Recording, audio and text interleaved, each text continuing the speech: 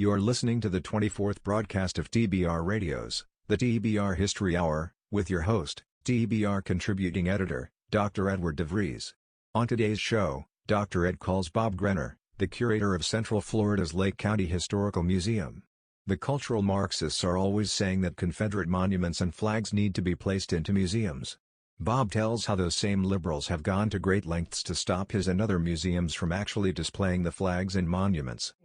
All right, Ed. It's good to hear from you. So you said you were building an exhibit. What exhibit were you building? Well, I'm doing one here for sports legends of Lake County in the museum. So I was just doing some finishing touches on it. Oh, I'm guessing I didn't make the exhibit, though.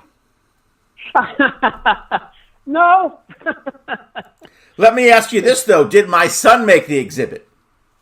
I know that's a crazy thing to say, but last year in baseball, you know the baseball park there in Leesburg? Yes. He hit more home runs over the fence in that park than any other 12U baseball player last year. Really? Yeah. Let me get a pen here. Ashley? So, but I doubt that's the kind of stuff you put in a historical exhibit. I'm just joking, Brother Bob. I'm not. I don't expect you. That's exciting, though. Yeah, he hit 4. They were playing a travel ball tournament there. He went to the charter school, the village's charter school. And so they were playing a travel ball tournament one weekend, and so they played. They were playing 2 and 3 games a day. And one particular Saturday, he played in 2 games. He had 4 at bats, and he hit all 4 of them over the fence. Wow. And then the next day, they played 2 more games, and he had 4 at bats, and he hit 4 more over the fence. Wow. That's a professional ballpark over there. Boy, that must have been exciting watching your kid do that. Yeah, it was. And the crazy thing was that was the day that he hit the first one over. And, usually when a kid hits one over, then he starts just swinging for the fence. And right. But he didn't. He was actually, it was crazy. The first one, he just kind of, it was a good pitch. It was slow. He got a piece of it.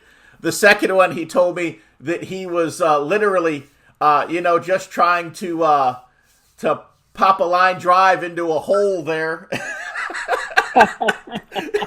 And he got more of it than he thought. Yeah. Because he knew that, he was intentionally trying not to give in to the temptation to hit another one. Right. And that he did 4 times. So 3 times after the first one, he didn't get into the temptation and he hit it over anyway. Tell us about the Lake County Historical Museum. Well, first of all, the Lake County Historical Museum, right now we're located inside the old historic courthouse, Lake County Courthouse, on Main Street in Tiberias. We've been in this building on the first floor for 31 years, 32 years. Our museum has been here. We're managed by the Lake County Historical Society, which was formed in 1954, so we're in our 66 years of historical society. I've been involved with the Historical Society for myself for about 18 years, and I've been the curator for the last 7. So I basically have transformed the museum and build the exhibits and kind of run the day-to-day operations for the Historical Society of the museum. Very exciting, great compliments from everybody. We believe we got Smithsonian quality exhibits here. It's really an entertaining place, and of course, looking forward to getting a national treasure that will really, really give us not only local recognition, but I have a funny feeling going to give us national recognition as well. When does the museum open? I mean, what's its operating hours? The museum operating hours are Tuesday from 10 to 2, Wednesday, Thursday, and Friday from 10 to 3. And we will be planning during the busier seasons to be open on Saturdays as well. And, of course, you can call any time and schedule a tour for any day, as long as we get somebody to be here to give the tour. You can also schedule a tour say if a Saturday or a Monday was a better day for your group, let's say, to come to the museum, you can schedule a tour with us, and we will be here to tour the museum. Okay. So, So right now, you're scheduled to receive the statue of General Edmund Kirby Smith from the National Statuary in Washington, D.C. Yes, was hoping it'd be here now, but there was some delay in, there was the change of governor, so we had to wait for the new governor, DeSantis, to get the letter sent up to the architect of the Capitol. So there was a lot of, red tape we had to get through, kind of some delays there. But it has gone through. The governor wrote a great letter earlier during the past summer, last summer. And but right now, obviously, the virus thing, because we cannot really receive our statue of the general until a replacement statue is ready to go, which would be the Dr. Mary Bethune statue. Now, the sculptor of that statue, it's being done in marble. And the sculptor is going to be doing it in her studios in Italy. So obviously she can't get to Italy yet to get working on the Dr. Bethune statue. So, as soon as she's cleared to be able to go to Italy to get working on that statue, which could take 6 to 8 months, the whole process of doing it and getting it to America, we've got another delay in getting our statue. I mean, there's a possibility to release it a little bit earlier, but we don't know about that at this time. So we have that delay. We were actually hoping to have it already, but we have been building the exhibit. So we have already started designing the exhibit, and I'm getting with craftsmen and different set designers to make a very, very high quality, trying to replicate if you were to visit National Statuary Hall. So trying to give people a setting of National Statuary Hall. So we're very proud of our plans for when this general does get here. So I hope you're not mad at me.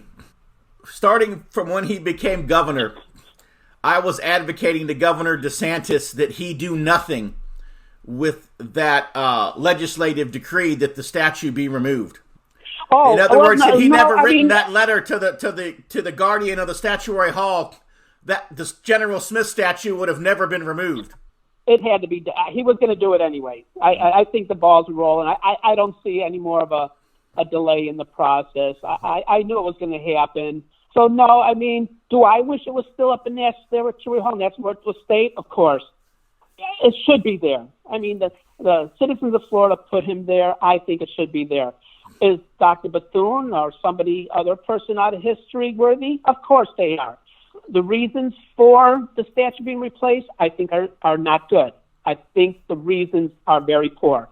It is very unpatriotic, and it shows the sign of that people have such political agendas in mind and not seeing the person, in this case, General Kirby Smith, for the man that he was and for the reasons they put him up in National Statuary Hall. So I believe he should have stayed there, but I knew the process was going to happen, and I wanted to provide here in the Lake County Historical Museum, located in the very center of the state, an opportunity for him to retire with honor, with dignity, and allow people to be able to come and visit him very easily. Those who can't get to Washington, D.C., or very rarely get up to Washington, D.C., an opportunity to see this great national treasure, work of art, Florida Memorial, all of the above, which it is.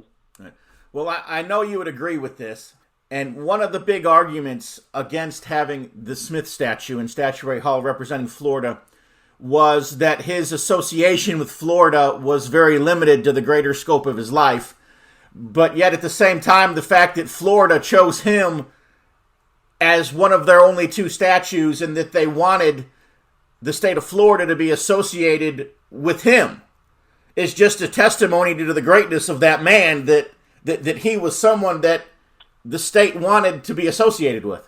Oh, I agree. I mean, he is a native son of Florida, but people are forgetting.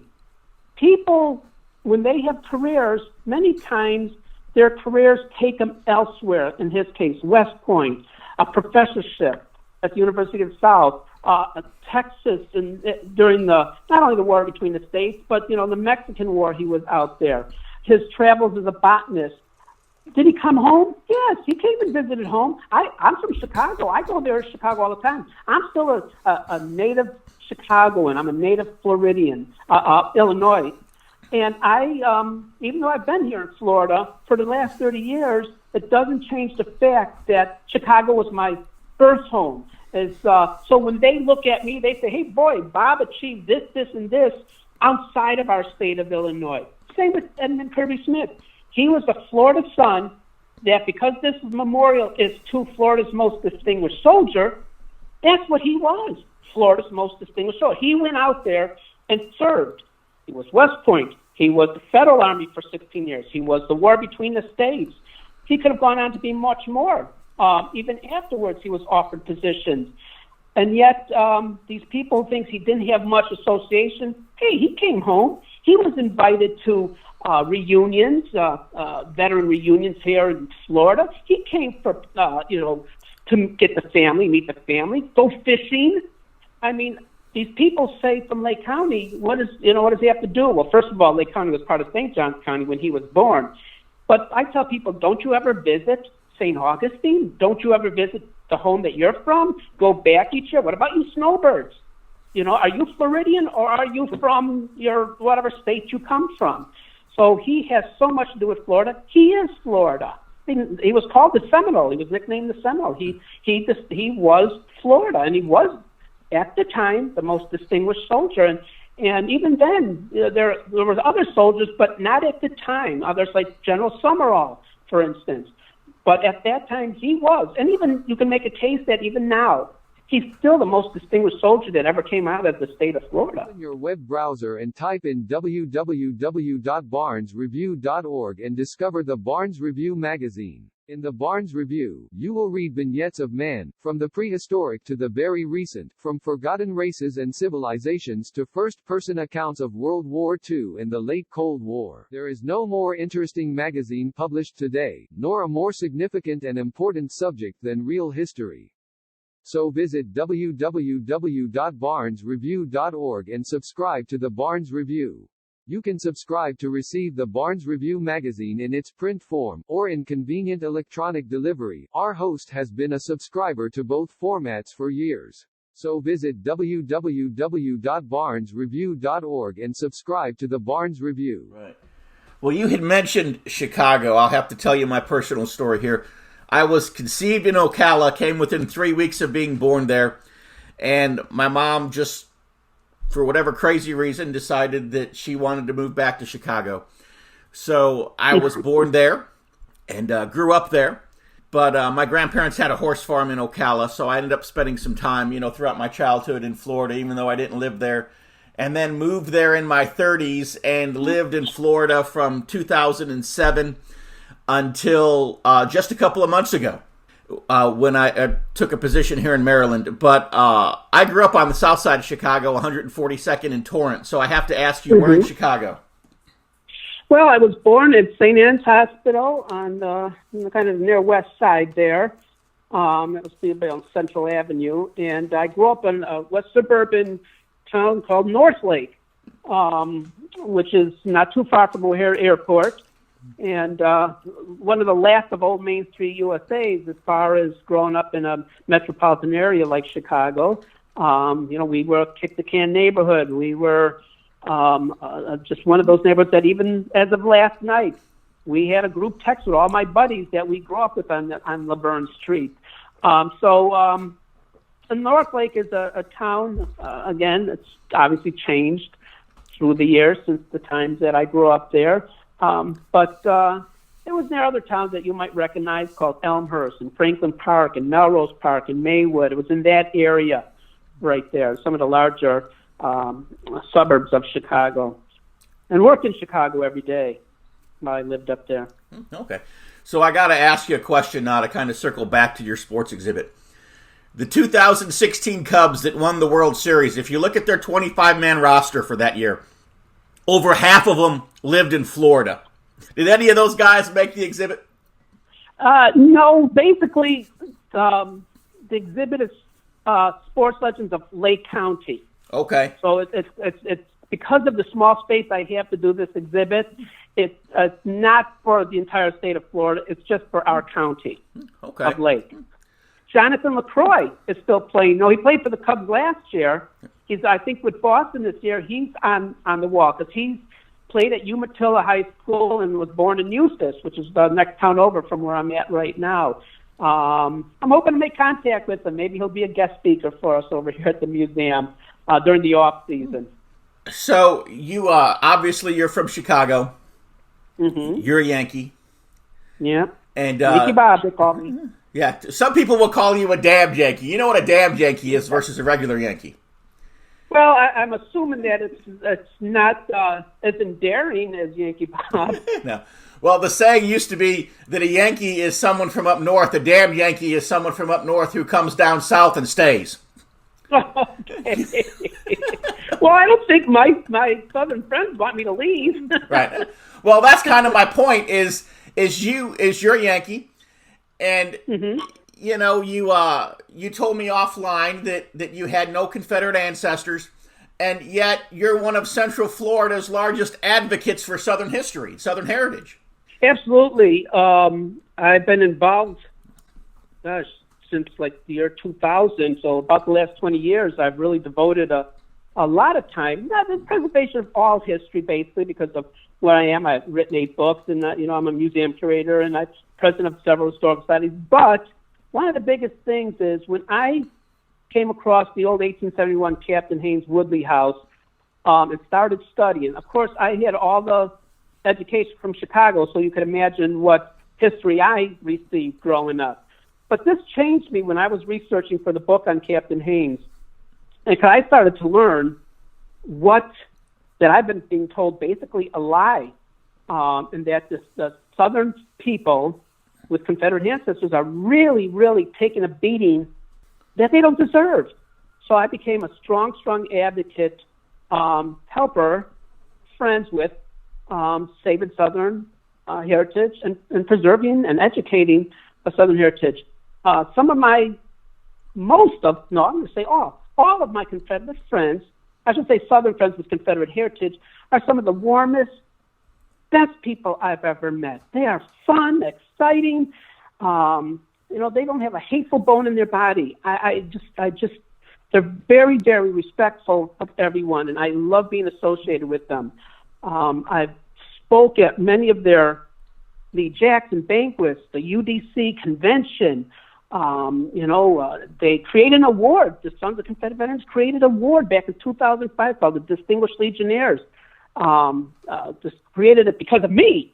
And I was the first recipient. You can only get one person can only receive one, and I was proud of that.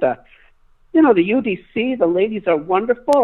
Back at their convention in 2011, I received, I guess would be one of their highest awards, the Jefferson Davis Historical Gold Medal at their convention. I was surprised by that. They asked me to come. I didn't know why, outside of just seeing what it was all about. And it turns out I got to receive their award from the national headquarters, which was a proud moment. And of course, organizations like the Order of Confederate Rose, where I received the Susan Bradford Epps Heritage Award. So I love being involved. I love that they appreciated the things that I've done. I've done so much preservation work. I've had an event called Rifles, Rails, and History I held for 5 years in downtown Tiberias that stretched over a mile, where both north and south, and mainly it was 90% the south, had booths. And we had a historic movie train here. And from one of the hotels in downtown Tiberias, there was a 30 by 50 third national flag draped on the side of the hotel. It was just a wonderful 5 years. I know everybody keeps saying to bring the Rifles, Rails, and History back, but I knew it was just going to be a 5-year event, and it was just widely popular. It took 4 days. It went over a span of 4 days, and it was just a wonderful event where in a downtown city setting, in the county seat of Lake County, where people with Confederate ancestors could freely and with unfettered be able to set up booths and talk about their history. It was just a wonderful event. I missed it very much. So, and plus with the books I've written in the preservation efforts with Haynes Creek and the Woodley House, and now the biggest one of all is getting this national treasure from Washington, D.C. So I'm proud of doing, of course, I even think of more of General Kirby Smith as not really just a Confederate statue. That is, it goes even beyond that. It's It's a work of art. It's a national treasure. It's a Florida memorial. It was the man himself who was quite successful. And frankly, having a piece like that in our museum, one of my jobs as curators, I got to bring people into this museum. How do I get people to know about Lake County history or Central Florida history if I don't have something that I could say, look at what we have here? So once people get in and see this incredible work of art that was in Washington, D.C. for 100 years, guess what? I now got them in where they can start seeing other aspects of our museum and our history. So, but to have the general there it's tough. It's tough going. I continue as of recently having people trying to submarine me and say bad things in the media about me, but I just keep moving forward because I have such great support. Believe me, 80% of the people are so behind me, and it's wonderful to get that kind of support. So explain something to me. Be it statues, be it flags, the line was always, this needs to be in a museum, this needs to be in a museum, this needs to be in a museum. And so as soon as you started making the effort to put this into your museum, literally all hell broke loose, and those same people now that were marching in the street saying this needs to be in a museum were literally marching inside your museum and disrupting your meetings. That's it exactly. Here, you hear all over the country. And it's not just Confederate statues. I mean, presidents, adventurers, and performers from the old days, and explorers. All these people are being whitewashed for our American heritage landscape by these unpatriotic people. You're right. Put it in museums. Put it in museums. That's where these things, take them out from the public square and stick them in a museum. You know, Ed, that's exactly what I'm doing. And not even putting it in the lobby of the museum, because I share this building with the sheriff's office. I'm putting it into a gallery, an art gallery, per se. It's a military veterans gallery. But, that's where you put art, in galleries and museums, any artifact. That's what museums do since the beginning of time, Ed. People, we die off. And let's face it, we die off and we leave behind all these incredible artifacts and art, all this stuff. Well, we need places for them. They're called museums.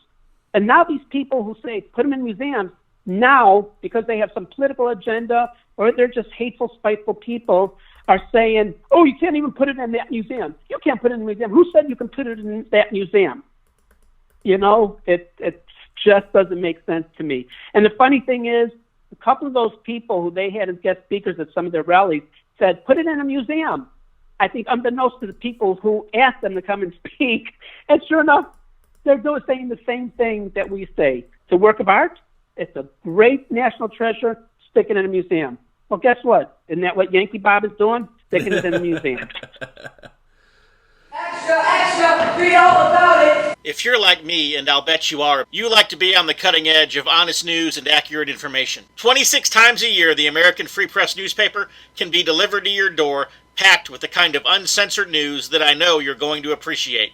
If you're ever dissatisfied with your subscription to the American Free Press, their guarantee is that you just drop them an email and they will gladly refund the unused portion of your subscription.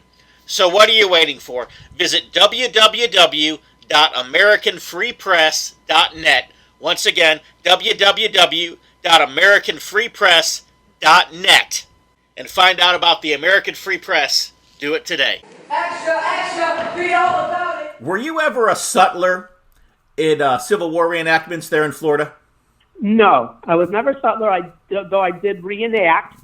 I wasn't a sutler at all. I was hoping someday soon when I'm retired a little bit, which is not too far away, where I can take my books and my dad's artwork and make prints of it, and really start going and touring around as a sutler and selling my books and selling my dad's art. And because my dad not only did a lot of Civil War art, but he did a lot of illustrations of my books. Even some, he's passed, but he's even done some for upcoming books that I'm writing that still haven't been published. So I'm hoping to someday be settled down and be able just to go to these and have a little booth and be a sutler. Because there was a sutler for about the 10 years that I was active going to reenactments in Florida. And he referred to himself sometime as Yankee Bob, and you just referred to yourself as Yankee Bob. So I thought, maybe we had met several times over the years and didn't even realize it.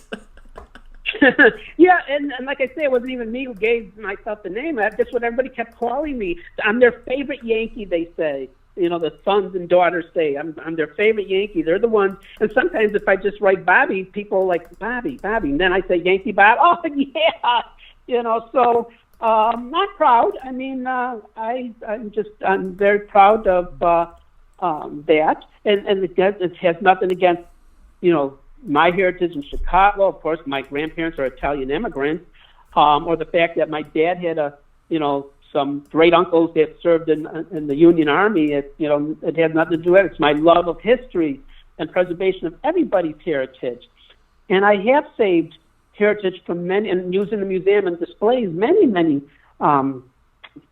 facets of heritage, different groups and cultures. But because I did something like this, you see where certain group of people stand in their what are kind words, but just in their, I guess I'll have to use hatred. Their hatred for certain other groups, which is quite sad. So what? And in this case, the Confederate States of America, who to me were really just defending their way of life. Look at what's happening today, Ed. Isn't it the states kind of saying, let us take care of ourselves, let us take care of ourselves? Oh, boy, where did I hear that before? Oh, yeah, 155 years ago. It's amazing, though, how, with the left, with liberals, with Marxists, whatever you want to call them, your Nancy Pelosi types, your Chuck Schumer types, your social justice warrior types. It's amazing how well they can quote the Constitution when it suits their purposes and how quickly they can disregard it when it doesn't. Absolutely. I mean, you said it. So true. That is exactly it. So what process did you have to go through in order to get the museum to receive the statue? Good question. Back in 2016, when all this started really kind of happening and I kind of got wind that the state of Florida was talking about maybe replacing the statue, I thought to myself, wow, what I would give to have that statue in our museum here in Lake County. So I got a hold of the senator who represented us in that time, was really nearing the end of his term, and said, can you keep tabs on what's happening for me with the statue? He was a friend of mine, and he would, but because he was leaving office, because his terms were up, I waited for Senator Baxley, who was then elected to the Senate, and let him know what my idea was. And I had gotten a call from the senator, and he says, let's get it. Let's see what we can do for getting it. So I had met, I went up to Tallahassee. He set up a couple meetings with me just so I can let some of the officials up there know my intentions, that I would really like to have this statue. Of course, in 2018, they decided to go ahead. They chose a replacement. They moved forward, and I kept tabs on this with the senator. And finally, and what I did also was, in the meantime, I didn't know if they were ever going to give it to me, or they were ever going to have a meeting, or what they were going to do with it. But I thought, let me just be ready. I went to the board of directors of the Lake County Historical Society and said, listen, if this ever became available, I'm going to try for it. I took each one of the county commissioners individually, since the building is a county building. I thought, well, let them know what I'm doing. So I met with each of them in the museum, in the gallery, and explained each 5 of them, separately, of course, what I hoped to do if this was ever to become available. And they said, yeah, go for it. So all of a sudden, one day, it was a Thursday, I got a call from Tallahassee saying, next week they're forming a committee called the Statue Relocation Committee, to decide where this statue is going to be located when it comes back to Florida. Because Senator Baxley made sure that in the bill, it said that the statue had to come back to Florida, that a suitable home needed to be for the statue. So, here it is. So I had to cancel everything that I was going to be doing the following week. I sent some pictures up there. They asked me for some pictures and an outline of what I'm going to say. I said, oh my gosh, how quick is this? I didn't know they were actually going to do this. So the following week, I believe it was June 19th, June 29th, something like that. I went up there and I gave a presentation. This was in 2018, and I gave a presentation to Statute of Relocation. It was made up of a couple of members of the Historical Commission, the Florida State Historical Commission, and 3 members of the Florida Arts Council. And I gave a presentation. There were 2 other people going for it, and I was awarded. I scored the highest. I met every criteria, plus probably every one of their desires of where the statue should be displayed. So, that happened. And once the word got out, which was that day, because I was no sooner walked out of that meeting, the TVs and everybody was on me. And, of course, it spread like wildfire, and that brought out all those people to start attacking me. They didn't even know a museum. They didn't even know a museum was here, And so they it's immediately started in. So these last 2 years, I've been just kind of fending them off. So has that been your primary task for the last 2 years now, is dealing with all of the protests? Yeah, I have such a great team with me. I pretty much ignore, to be honest with you. I have everybody else, kind of, do the fighting. I don't read, when news. I mean, I've done some interviews, but I stopped doing them because I don't want to get into any sort of a fight. I just, they can, even the last couple of Sundays in the local papers, they wrote some nasty things and lies about the me and the statue, but I never respond. I think I'm not going to get into that game with them. I'm going to not stoop, as they say, to that level.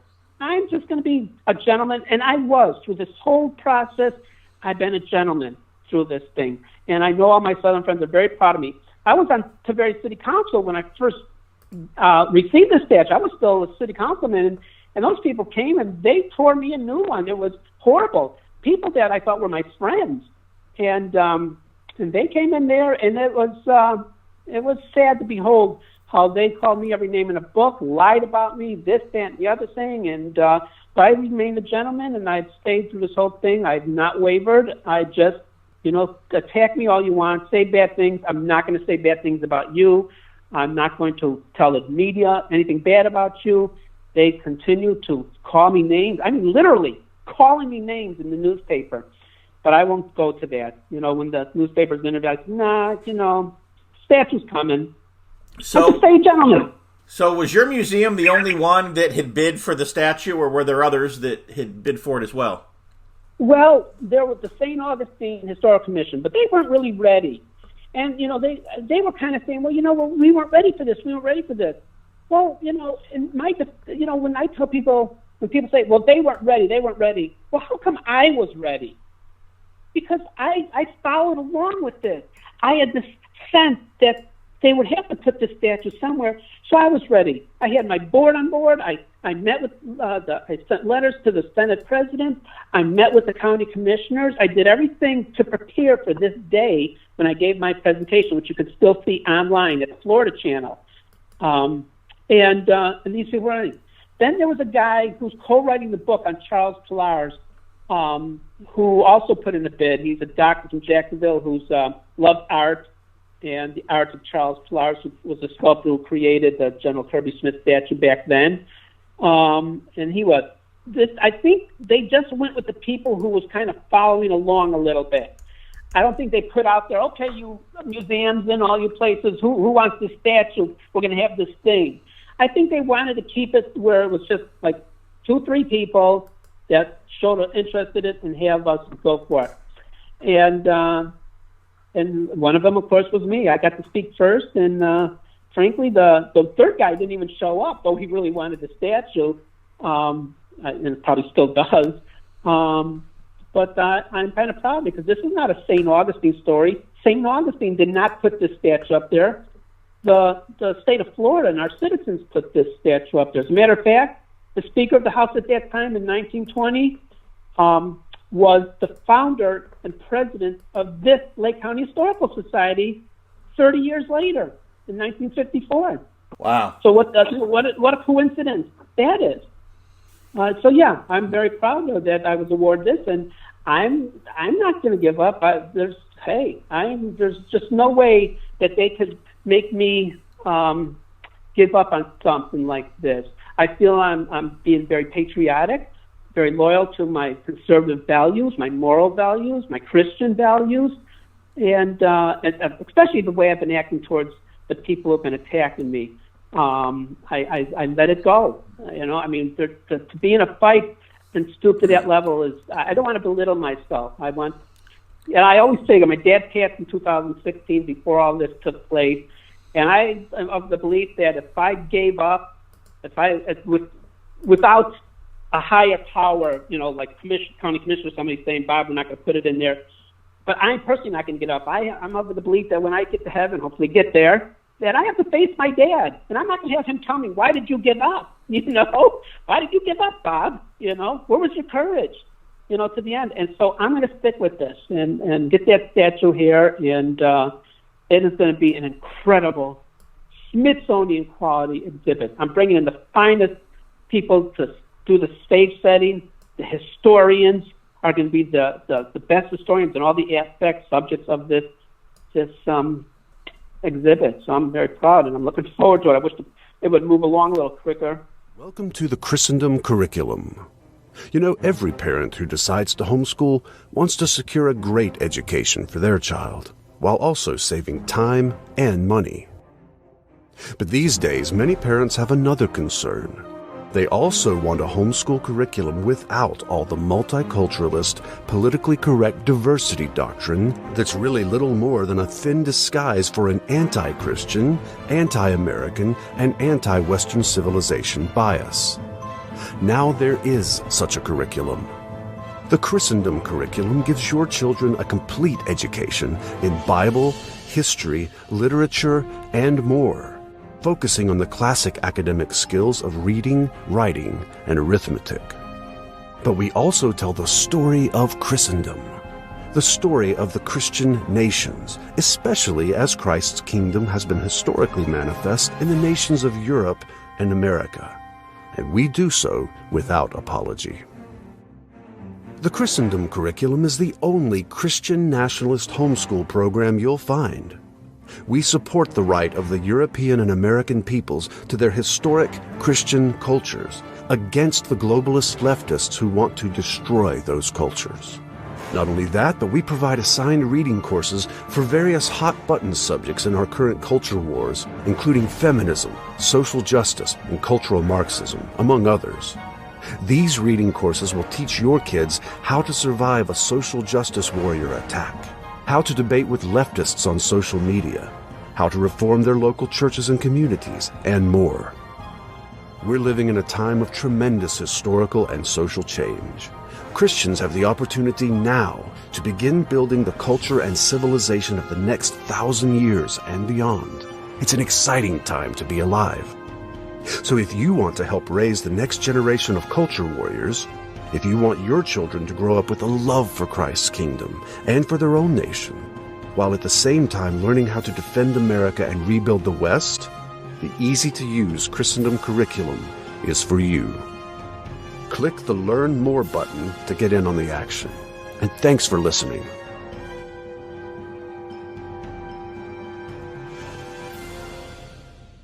So were there other War Between the States artifacts or exhibits in the museum? Yes. We have and the area for the general is going to be huge, but yes, we do. Mm-hmm. Okay, so tell us a little bit about that. Lake County was formed by Confederate veterans. Have their photos and histories about them. We have, the muskets, and we have, bullets from Ulusty and the belts. And so we have a lot of the artifacts that you would normally find with local flavor to them. So a lot of them attached to local history, Florida history. They're nice exhibits. They're wonderful exhibits. I love changing them. And, of course, like I say, in Lake County, we have hundreds of Confederate veterans buried here. And we were founded by Confederate veterans. And we have a mural by a muralist. We have a fresco on the wall that he painted of three of our early settlers. One of them, of course, was Captain Milton Haynes in 1845, who I wrote a book about. Haynes Creek is named for him, as well as the Woodley House that I preserved. And of course, H.H. Duncan, who was a senator and first clerk of the court here in Lake County, who served under Patrick Claiborne.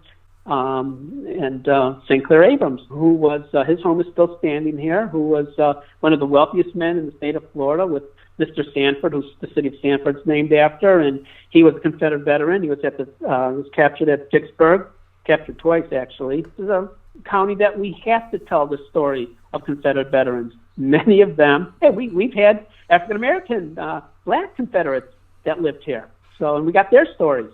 We have to tell this story of the Confederacy here, and the Union. I mean, we have the JAR units here in Eustis, so I believe for a small exhibit, we have a complete exhibit. And now, with the general coming, we're going to have expanded. Of course, again, it's not just him being a Confederate soldier for 4 years.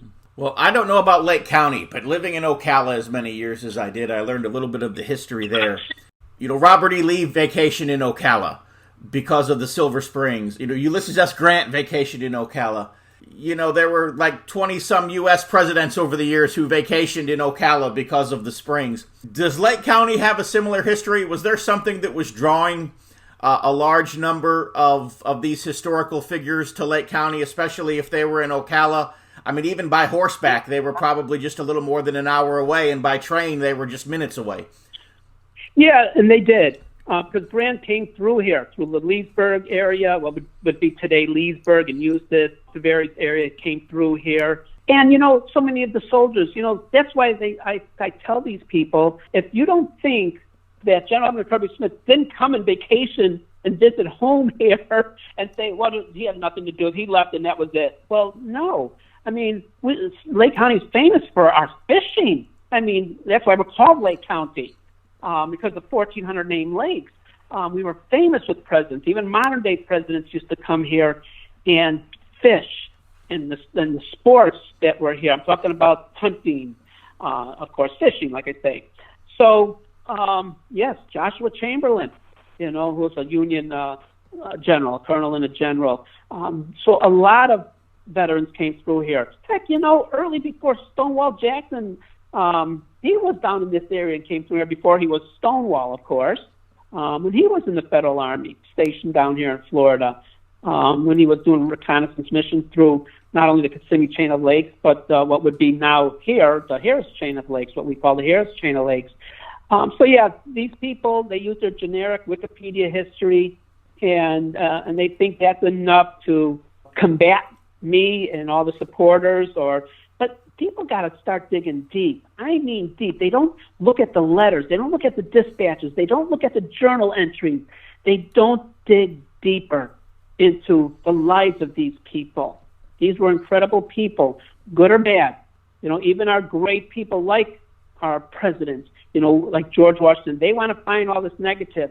Well, you know something, I'm sure George Washington would say, if you can learn from my mistakes, then so be it.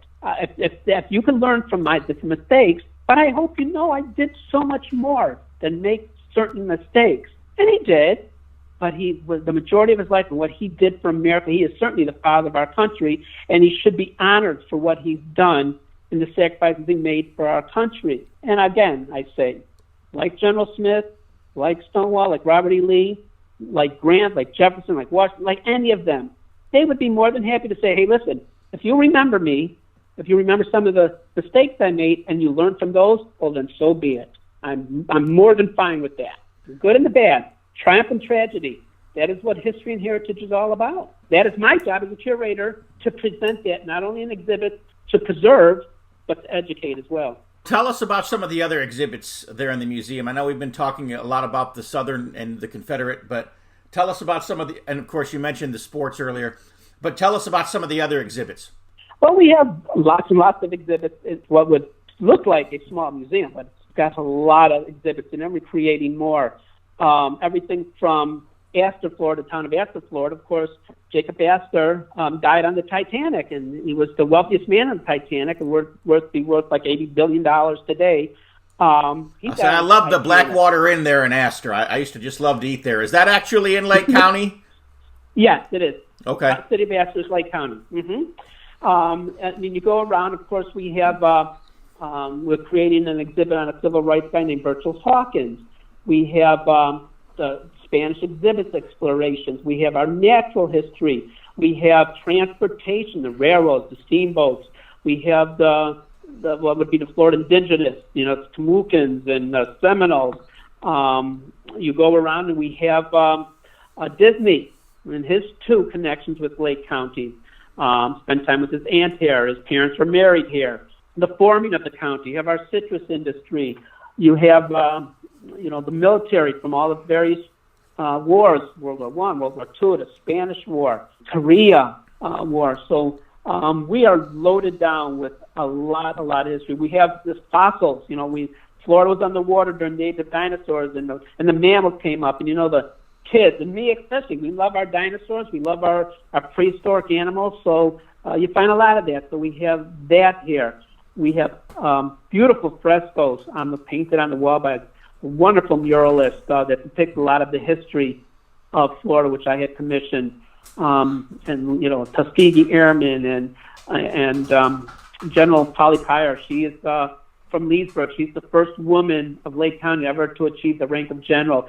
We go on and on with a great diverse history that dates back to long before we were Lake County, which is our job as well. We just don't tell the history of Lake County from 1887. This land had to come from somewhere. It had to originate somehow, and there were people through here that came through here prior to us actually being boundary lined Lake County, which will be our 133rd anniversary this year. We were established on May 27th of 1887. So there's a lot of history that even predates forming of Lake County because so much has even happened here. From Bartram coming through here, the naturalists, the Spanish missions that were here, the explorers. There was this old Spanish mission that used to be in what is today Mount Dora. The transportation, of course, the sports legend. We have Robert Schreiber, who died last year in Tallahassee. He was a graduate of Eustis High School, and in 1972 won the Nobel Prize for Physics.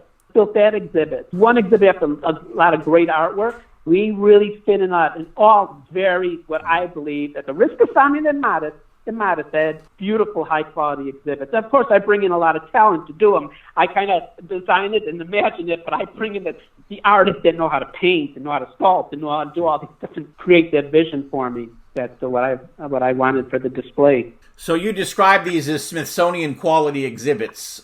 Explain that a little bit. First of all, that was by a lot of the visitors tour who started using that term to the museum. And I think it's because that today's museums must be theatrical. We can't just throw things on shelves anymore and expect people to visit us, especially in a theme park type of world. You have to be artistic. You have to be theatrical. The stage has to be set, and that's where museums are going to. People that I bring in and say, listen, this is what I envision here, and I draw things out, and I get materials. And then if something I can't do artistically, I bring in people whose job it is to paint, to build stage sets, knit or sew. With the combination of all that, the exhibits just flow beautifully. They look great. They're pleasing to the eye. They're very theatrical. And it makes you want to stay and stare at them. Hello, I'm Tom Strain, Lieutenant Commander-in-Chief of the Sons of Confederate Veterans. The Confederate flag, Confederate symbols, and the reputation of our Confederate ancestors has come under attack. The Sons of Confederate Veterans is actively fending off our detractors, but there is only so much that we can do. We need your help. Contact your local, state, and national elected politicians and tell them that you will not tolerate these attacks on our heritage. You can also visit scv.org, download an application to join us in our fight to preserve our Southern heritage. Visit scv.org today. If you don't have a Confederate ancestor and you are tired of American history disappearing, you can assist us by becoming a friend of the SCV. Please visit scvheritagedefense.org and make a donation to the Heritage Defense Fund. We hope that you will join us in the fight to defend the Confederate soldiers' good name.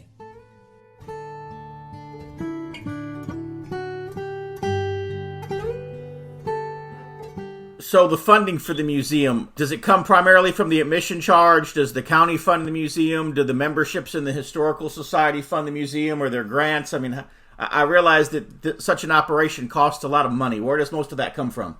Well, first of all, we're a 501c3 organization. We manage the museum, and it's in a county building, so we don't charge admission. And that's also, by the way, one of the requirements of the statue relocation. People need to be able to come and see the statue free of charge. We cannot charge to see the statue of Edmund Kirby Smith. He has to be free for everyone to see and view. So we don't charge admission anyway. But we do ask the county for a grant each year. I wish it was more. So they give us $18,000, which is really nothing at all. It's really a lot of the money for exhibits that actually come out of my wallet. Fundraising, book sales, events. People would just want to donate who love our museum. Come here and say, listen, I want to write out a check. I want to do that. Fill out forms for granting to get grants.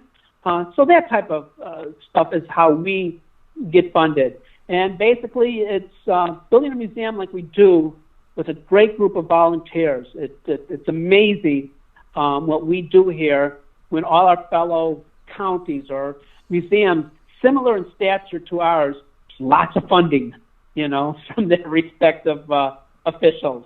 Would I like more? Sure. But it's, we're in a county government building, and I'm proud of just having that. We're in a historic building built in 1923-24. We're on the National Register of Historic Places. Just the setting and the gratitude I have that we can be in this building, sense of joy and pride for me. We do what we do because we love it here, building these exhibits. And, of course, we're a historical society, so we get a lot of people asking for research. So we're constantly digging through our files for people whether they're authors or newspaper writers or architects, construction, government officials, anybody looking for family history. So it's more than just a museum. We're a historical society that fulfills, everybody who's doing some research, from maps to documents to books to letters to journals. We store all of that stuff as well. So then how does somebody support the museum? How does somebody support the museum? They got a checkbook and they write to Lake County Historical Society, fill in a number for it and mail it to us, and we'll take it. So, and of course, being a member is big. Be a member of the Historical Society. So we have applications to it. I remember a couple of years ago, there was a big boost in membership as, people were joining the society, people who didn't even live in Lake County, just so that when they bust the protesters in, they would be members and have access to the meeting. Is that continuing, or have those memberships since lapsed and membership is kind of going back to normal now? Not that normal, because people can be a member of the Historic Society from anywhere. Matter of fact, there's a lot of Lake Countyans who don't even live in Florida anymore. But, or those people who love our museum so much who come visit from other states who become members because they love the museum and want to keep tabs with the museum. Most of the people who joined from everywhere else in Florida who are supporters of the museum, the statue, and the fact that they don't believe the museum should be censored. And they became supporters. The people tried to overtake us. They joined, obviously, to try to figure if they can take over. They can probably stop the statue from coming. Most of them haven't renewed. So this past election, we only saw many of them didn't even renew. Some of them even sent letters and told us not to, that they aren't going to renew. But many of them just didn't bother renewing. So for me, it gives me, my initial sense back when I noticed that these people were doing this, before I put out the word to everybody saying, listen, I see this group of people trying to take over the museum and historical society. I need help, I need backing, and people came to the rescue. Well, this past year, with a lot of people not renewing, we knew who the supporters were renewing, and the people who did this just to try to take over aren't bothering this year. I hope that trend stays, because it goes to show who really loves the museum, who really loves the art of the statue, who really cares about you don't censor. The American way is not to censor a museum or a library. Those are the people who stuck around. So the people that from everywhere are really not the people who were against the statue, because people from everywhere, there were people who didn't want the statue, and there were people who did want the statue. But the people who cared outnumbered doubled the amount of people who were trying to take over the society. They always didn't say, we weren't trying to take over the society. Guess what? Yes, you were. You were trying to take over the society, run us all out, close this 66-year-old society down, stop the statue from coming. That's exactly what you guys were trying to do. So this year we haven't, because the renewal's in April, and we saw that many of them have not renewed. Small amount, very small amount, even renewed. So, and I hope they drop by the wayside. They don't care about the museum. So with the virus situation and the shutdowns, I know the museum was closed. Has it reopened or is it still closed? No, I expect us to reopen. We've been closed, except for me, my office manager, folks from the board of directors who've been coming to help at the museum. So, we still had to go through all the administration work doesn't stop. The election, the membership, everything that continues to go. But this also is a great opportunity where we've been able to build the exhibits, get the statue area ready to go, build all the new exhibits that are on my plan book, on my list to do, rearrange, tweak, create. This is actually proved to be a greater, but we're hoping to get open. As soon as the county opens up, since this is the county building, opens up their buildings, we're going to reopen the museum and we'll get word out through our Facebook and websites and emails and stuff that we're going to be reopened, which we're hoping very soon. But we still got a lot of exhibits. We're still in the middle of building. We have a lot ready to go that we've been working on, so we're very excited. And do you have a website someplace that our listeners who are not in Florida and who unfortunately might not have the opportunity to go to Florida anytime soon, where they could go and maybe look at some of the exhibits? As far as looking at some of the exhibits online? Yes, sir. Well, we have a website. We have Facebook. Lake County Historical Museum, to vary, so we have a Facebook, and we do put some of the exhibits up. I'm a firm believer that pictures don't do the exhibits justice because they're so one-dimensional, photographs. But, you can go to our Facebook, and that's where we do put up occasional pictures of exhibits that we're working on that are completed. You can go, just, research, put in there, in your search engine, Lake County Historical Museum Tavares. As a matter of fact, it'll probably show up even before you finish typing that in. Go to our Facebook, and you'll see a lot of pictures, a lot of histories of the museum, a lot of the exhibits there. So, and you'll see a lot of the frescoes, a lot of the new exhibits. So we do put them up on our Facebook. Videos. Was there anything else that you wanted to tell us about the museum or the statue or yourself that you just didn't get the opportunity because I didn't ask the right question? No, again, I am a firm believer in the preservation education of everybody's heritage. I, as a curator, my job is to do just that. Besides the fact that as a curator, I need to bring people into this museum as well. There's so many aspects to being a curator. I believe I did my job. I believe I honored a special man. I believe I honored the history of America, the memory of the general, and I'm very excited about getting this statue, this war memorial, here to the museum. I've been proud. When people tell me, Bob, you do this stuff for all this, the Southern and the Confederacy, I'm proud to do that, and I will continue to do that. I've been involved head deep in the preservation of Southern heritage and will continue to do so. I've been involved in so many preservation efforts. The museum, I'm proud of. I'm looking forward to seeing people, bus tours, fill in this museum, the people appreciate the general statue of the general, and a complete exhibit that we will be putting surrounding him as well. So I just want to say I love all you people in Dixie, and I will continue as a gentleman to fight and preserve and educate your history and your heritage. Well, I know we definitely appreciate all the efforts and all the work that you've been doing to that end for the last several years now, and appreciate you taking the time to talk with us on the radio today. Thank you, Edward, and you have a wonderful weekend. All right, you too. God bless. Thank you. Bye. And that was our interview with Bob Grenier, the curator of the Lake County Historical Museum in Lake County, Florida. Be sure to check out their website, lakecountyhistoricalmuseum.org, and you can keep abreast of their efforts to move and receive the Edwin Kirby Smith statue from Statuary Hall in the nation's capital to their museum there in Central Florida. You'll also want to go to our website, www.barnesreview.org. Find out how you can purchase back copies of the Barnes Review, how you can become a subscriber to probably the greatest historical revisionist magazine ever printed or published in the history of the world. And also check out our bookstore, our Barnes Review bookstore. There are some great books in there. But we are out of time, so I am going to leave you again until next week. But I will be back again, same bat time, same bat channel. Until then, God bless.